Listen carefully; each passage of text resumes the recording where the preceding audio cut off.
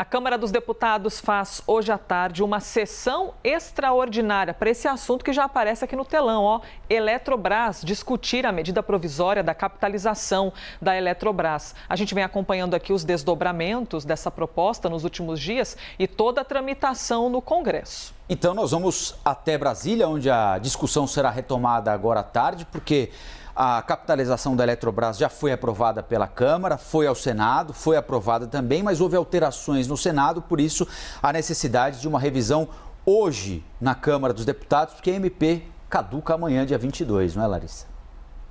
É isso, o texto precisa ser aprovado até amanhã para não perder a validade. O projeto permite que a União venda ações na Eletrobras, na Bolsa de Valores, e assim tenha menor participação no controle da estatal. Vale lembrar, que a empresa de energia é a maior do Brasil. A gente já vai conversar ao vivo com o Cássio Zeyman, que vai trazer mais detalhes para a gente, Cássio? Um ótimo dia para você.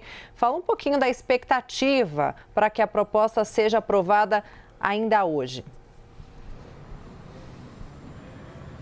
Oi, Lari, bom dia para você, Colombo, Elisa, todo mundo que acompanha o Novo Dia. Olha, expectativa grande, até porque o presidente da Câmara dos Deputados, o deputado Arthur Lira, ele convocou na semana passada essa sessão extraordinária justamente para analisar a medida provisória da Eletrobras. E por que a realização de uma sessão extraordinária, Lari? Como o texto base, então, ele teve algumas modificações por parte dos senadores na votação da última quinta-feira, essa proposta precisa ser, então, retomada, ser apreciada novamente na Câmara dos Deputados e até amanhã, que é um detalhe importante, porque amanhã é o prazo máximo para essa medida provisória não perder a validade. Mas a expectativa é que o texto, então, com as modificações, seja, então, apreciado e também votado hoje a partir das 3 horas da tarde. Essa proposta, aliás, permite que a União, que possui cerca de 60% da estatal, então, venda suas ações para a Bolsa de Valores e reduza sua participação, então, em menos de 50%. Mas segue tendo aquele poder de veto em algumas decisões aí importantes, chamado também dispositivo de Golden Share.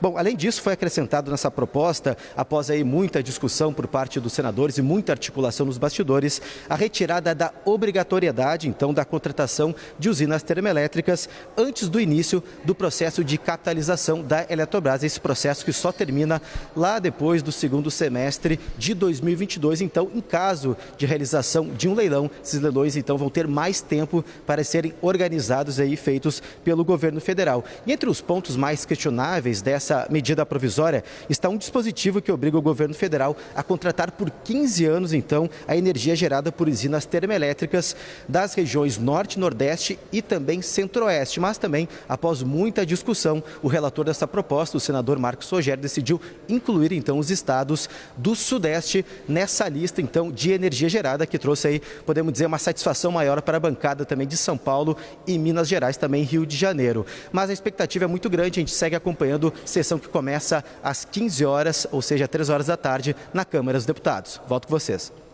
Cássio Zeyman, nos dando um resumo do que deve acontecer hoje na Câmara para a aprovação dessa MP que permite a capitalização da Eletrobras. Nós vamos conversar agora com o Gustavo Uribe, aqui no Que Vai Ser Notícia hoje, para nos ajudar a entender, Uribe, o governo federal, o ministro Paulo Guedes, promete, desde o dia 1º de janeiro de 2019, privatizar empresas. Houve tentativas não levadas adiante, tanto é assim que o ex-secretário de Desestatização, Salim Matar, pediu bonetes, que era muito difícil vencer resistências à venda de determinadas empresas em Brasília.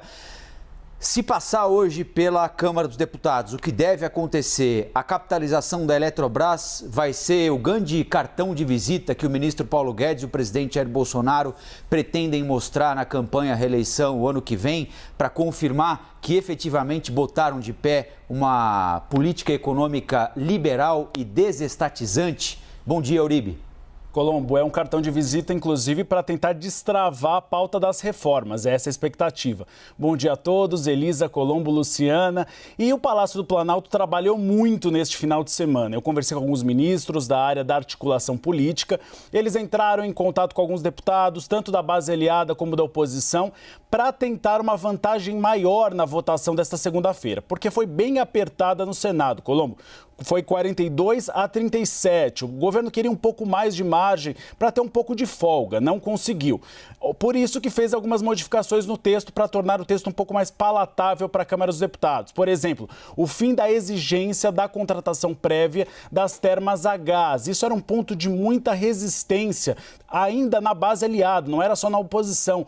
Muitos dos deputados achavam que não era necessário, que era melhor você ter um pouco mais de liberdade. Então eles definiram retirar essa exigência e só depois da capitalização se aprova, se contrata essas térmicas a gás. E a inclusão, como o Cássio Zeyman falou, do Sudeste. Por quê? Porque o Sudeste é a maior bancada na Câmara dos Deputados. Então você consegue um pouco mais de apoio à proposta. E é muito importante e estratégico no momento que nós temos uma crise hídrica.